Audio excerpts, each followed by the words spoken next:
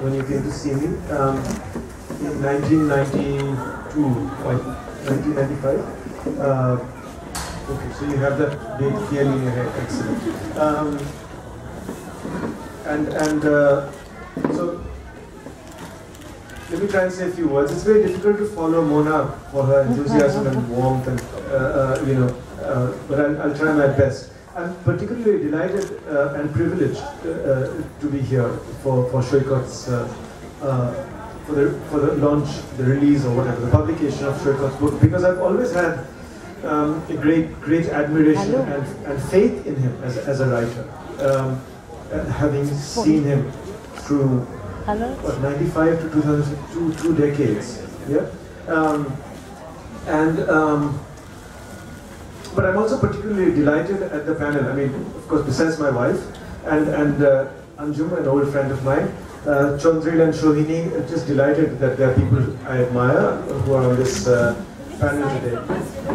No, I said besides reasons of friendship and other reasons, friendship in both cases, but also admiration, which arises out of it. With Shoikot, to go back to Shoikot and then try and wind this up before I make any more faux pas. Shoikot, when he came to me in 1995, I think he was a student at St. Xavier's College. He preceded his arrival at my house with a letter. He sent me a letter, and it was a letter that was a response to, I think, my first novel, A Strange and Sublime Address. And it was a very sort of delicate reading of the novel. And so one of the things I felt immediately was, well, here is a person who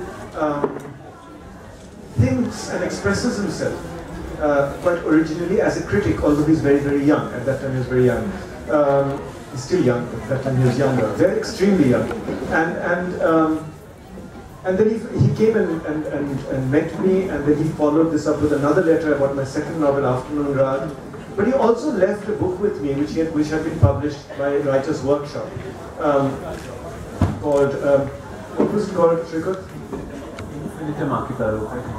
Right. It was a book of short stories. So he asked me to read it, and I put it on my bookshelf, and I thought I'd prefer reading this. I just wanted not to spoil the feeling of admiration, besides gratitude, admiration for the person who had written the letter.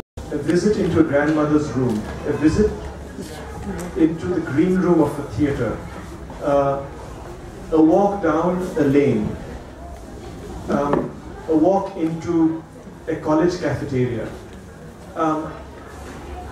These forays, these visits into various locations within the location of the story is what for me contains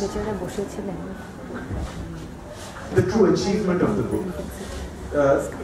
The way it is full of these small departures and transitions. Avenue, a place where the dust of the city mixed with something, a breezy fragrance, something strange and sweet. It was a place he passed daily on his way to school, a place barely off the main street and close to his home. Less than 5 minutes on the school bus where the traffic flowed easily. Marking the streets were aged tracks along which doddering trams climbed their way west, all the way to Howrah station and the river at the edge of the city. But that was not why the neighborhood felt strange. Evening hung over the place, though it was not yet 6. Wonderful to see you all. Thank you, Mona and Susa, especially for arranging this here in Kolkata. Yes, absolutely. I mean, plays. I mean, that's how I think. I think with my body, I guess. I can't think just with my brain. I mean, one thinks with one's nostrils, you think with your taste buds, you think with everything. I just can't keep them separate. And yes, Amit has seen this of my writing forever, that it ends up being sensual. And I was talking to also Rika about how, in some ways, the immediate overpowers the larger story, and there is an element of the larger story here also, but it's kind of an interesting conflict. About the place, I would like, I'm interested, did anybody in the audience realize which theatre I'm talking about? Actually, with the directions. Anybody knows the neighborhood, it's pretty easy to locate it. It's not mentioned in that name. It's Minerva, yes. This is Minerva Theatre. And if you know Minerva Theatre, its location is actually bang in the middle of Shonagachi. And certainly, probably till the 90s, Minerva had a very different life. Now it's Minerva Repertoire Theatre. It's a kind of reincarnated as a group theatre, which is, but back then it was the hub of commercial theatre, and it was kind of shady kind of theatre. And you know, I remember this, and I've moved around, done some research, and also sort of have some memories of the place. And it's very interesting how a theatre, a playhouse, its boundaries with a red light area is actually not clearly demarcated. It's kind of porous. In fact, there are some, and it's interesting because first of all, I realized as I sort of looked at theatre history that obviously many of you who've read theatre history know that when Girish Ghosh staged his first plays, he simply could not get any women from a middle-class family to act, and he had to get 4 prostitutes. Of course, Shonagachi was a very different place back then. It was a place of more like courtesans rather than kind of refined in the fine arts.